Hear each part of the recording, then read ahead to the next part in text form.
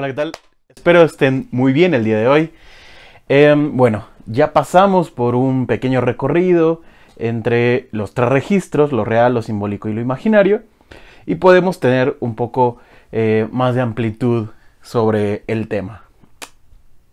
Habíamos mencionado que tenemos lo real como lo imposible lógico, ¿no? Lo simbólico como aquello que agujerea y lo imaginario como aquello que hace consistencia.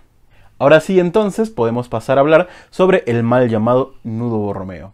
Podemos ver claramente entonces cómo los tres registros, lo real, lo simbólico y lo imaginario, están a lo largo de la enseñanza de Lacan. Es decir, desde el seminario 1, si no es que es desde el texto La Familia, podemos ver cómo Lacan va esbozando estos tres registros, los va teniendo en cuenta hasta el final de su obra. Esto nos quiere decir justamente que es algo que sostiene a lo largo del tiempo.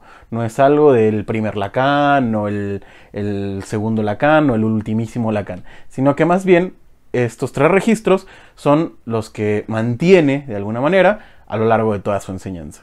Podemos dar cuenta ahora, en el mal llamado nudo Borromeo, en el desarrollo de este nudo, o mal llamado nudo, que se utilizan figuras matemáticas, que no es en el único lugar donde hemos visto que Lacan esboza ciertas ideas. Lo que hace justamente es utilizar figuras matemáticas para dar cuenta de nuestra práctica. En esta ocasión, con el nudo Borromeo, podemos darnos cuenta que lo que se utilizan son cuerdas que hacen o generan circunferencias, y cabe decir que es muy distinto a círculos, ¿no? Una circunferencia, un redondel es distinto a un círculo, ya que el círculo, hablando mal de alguna forma, está relleno, ¿no? Y la circunferencia no. Todos y cada uno de nosotros lo hemos conocido por primera vez como nudo Borromeo, lo cual técnicamente está mal planteado. Para ello me basaré en un gran texto, en un gran libro de un colega llamado Félix Morales, llamado Anudarse a la Lacan. Este libro contiene o hace un desarrollo justo del proceso psicoanalítico soportado por cuerdas, ¿no? Y trenzas, del cual no hablaremos hoy, pero de él nos basaremos, de este libro, de esta investigación que hace Félix, para hablar del por qué no es un nudo Borromeo. Para ello vamos parte por parte. Bueno, primero que nada, ¿qué es un nudo? Porque lo primero que tenemos en la idea es un nudo Borromeo. Entonces, ¿qué es un nudo? Vamos a definir la idea de nudo. Un nudo está conformado por una sola cuerda, es decir, por un solo redondel. Desde ese primer momento podemos ver entonces que nuestro nudo Borromeo pierde su noción de nudo, ¿no? Ya que nosotros tenemos tres redondeles, lo real, lo simbólico y lo imaginario. Tres redondeles, cuando un nudo se forma de un solo redondel. Uno de los nudos más comunes sería el nudo trébol que tenemos acá. Cabe aclarar básicamente que estos redondeles en los nudos carecen de cierto grosor, justo, ¿no? Porque son figuras matemáticas, es decir, figuras bidimensionales, que si bien las podemos traer a nuestro mundo tridimensional con una cuerda y podemos jugar con ella, no son necesariamente figuras tridimensionales como tal. ¿Qué implica que sean figuras bidimensionales? Bueno, que son una curva cerrada. No nos detendremos mucho en esto, pero entonces sigamos adelante. Ahora bien, si nuestro nudo Borromeo no es un nudo, entonces, ¿qué es? Bien, para ello tendré que explicarlo o entraremos a algo un poco más complejo, por lo cual los invito a que vayamos a la pizarra y podamos esbozarlo de una mejor manera. Bien, como señalé al inicio, el nudo solo contiene una cuerda, es decir, que de este redondel que podríamos tener aquí, que podríamos formar con la cuerda, podríamos hacer un nudo trébol o bien cualquier otro tipo de nudo, pero la propiedad que habíamos remarcado es que es solo una cuerda. Ajá. Ahora bien, la cadena tenemos acá y podemos ir pensando en la diferencia entre cadena y enlace. La cadena y el enlace contienen dos redondeles. Ajá. O sea, dos o más redondeles, obviamente. Para identificar la diferencia entre estos dos, o para explicarle la diferencia entre estos dos, tenemos que ir a algo que se llaman subenlaces. Ajá. Los subenlaces podremos tenerlos aquí como el trivial y el no trivial. El enlace trivial serían dos redondeles separados. El no trivial, justamente, son aquellos redondeles que uno pasa por adentro del otro. Es decir, una cosa así, ¿no? O como podemos tener acá en la cadena, ¿no? En la cadena, entonces, podemos tener que por lo menos debe de haber un subenlace no trivial, como tenemos justamente aquí. Si se dan cuenta, en un subenlace no trivial, la única manera de separar a estos dos será cortando a uno de ellos. En el enlace, lo que tendríamos en el enlace, tendríamos que tener que todos nuestros subenlaces sean triviales, como sucede en nuestro nudo Borromeo, por ejemplo, ¿no? En nuestro mal llamado nudo Borromeo. En este mal llamado nudo Borromeo, la propiedad que tiene es que si logras quitar uno, los demás se desatan. Lo cual no podría suceder si tuviéramos un enlace no trivial y los demás fueran triviales. Podríamos pensar, desde aquí, que un enlace solo puede mantener, o solo puede mantenerse, por medio de formar una cadena, que sería un enlace no trivial, un subenlace no trivial, ¿no? Bueno, ¿cómo podríamos hacer que un enlace se sostenga por sí mismo con puros enlaces triviales? Bien, vamos a lo que sigue. Bien, entonces tenemos la pregunta de cómo hacer un enlace que no se soporte con una cadena, ¿no? Entonces, bueno, aquí tenemos tres elementos, nuestros tres redondeles, ¿no? Imaginario, simbólico y real. Y tenemos aquí el mal llamado nudo Borromeo. Entonces, aquí es donde entra la segunda propiedad que decíamos del nombre. Nudo Borromeo. Entra una propiedad borromea. Ya vimos que no es un nudo, ¿no? Entonces, vamos a ver que es un enlace, justamente, porque como dijimos, si soltamos uno, los otros deben quedar sueltos. Por lo tanto, a esa propiedad se le llama browniana, matemáticamente hablando. Vamos a ver cómo se vería esta idea de si soltamos uno, los dos otros quedan sueltos, ¿no? Pensémoslo así. Si soltamos, y vamos a borrarlo poco a poco, si soltamos este hilo, que sería el del imaginario, por ejemplo, vamos a soltarlo.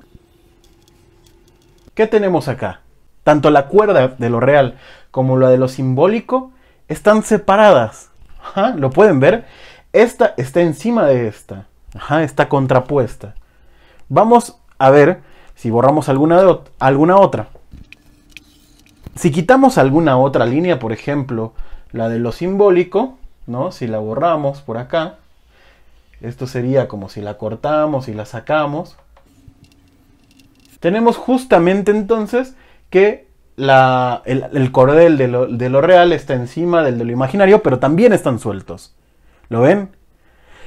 Los tres aros, ¿no? O los tres redondeles se soportan sin la necesidad de estar con un subenlace no trivial. Si hacemos un enlace trivial, por ejemplo, ¿no? Esto querría decir que uno esté adentro del otro, es decir,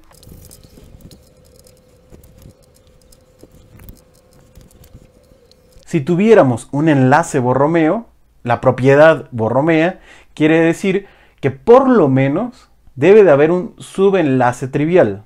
Por lo menos. Es decir, como tenemos aquí, ¿no? Tenemos por lo menos un enlace trivial. Que quiere decir que están separados propiamente, por decirlo mal. Separados vagamente hablando, ¿no? Es decir, si nosotros quitamos, por ejemplo, el redondel de lo real, tendríamos que estos dos justamente están separados, ¿no? Pero vamos a verlo ahora a la inversa. Es decir, si quitamos algún otro redondel, como lo hicimos hace un momento en un enlace browniano, ¿no? Si tenemos acá, ¿no? Lo mismo que hace rato, y quitamos, por ejemplo, el de lo imaginario, tenemos justamente aquí una cadena, ¿no? Entre lo real y lo simbólico. Uno está dentro del otro, uno pasa por el otro. Por lo tanto, podemos notar que nuestro mal llamado nudo Borromeo sería entonces un enlace browniano de 3. Entonces, como dijimos, nuestro enlace browniano de 3 no es ni un nudo ni es Borromeo propiamente, ¿no? Dentro de las propiedades borromeas está lo browniano, entonces podemos tomar la idea de que es un enlace browniano de 3.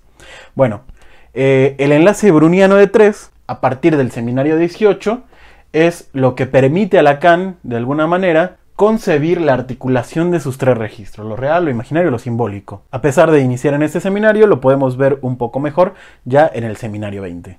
¿Qué hace o qué importancia puede tener esto? Bueno, que hay 3, que por lo menos hay 3. Ajá. Es decir, que no hay uno solo el cual sea el más importante. Es decir, ni el real, ni lo simbólico, ni lo imaginario es el más importante de cada uno de ellos. Ni de uno de ellos salen los demás. Ajá. Es necesaria la existencia de los 3, que estén los 3, para poder generar el enlace browniano de 3. El enlace justamente le sirvió a Lacan para poder operar con la consistencia que da lo imaginario y con la consistencia que produce la palabra. Hay una consistencia que produce la palabra que nos queda oculta y esa es la que nos interesa acá. Básicamente con la que trabajamos.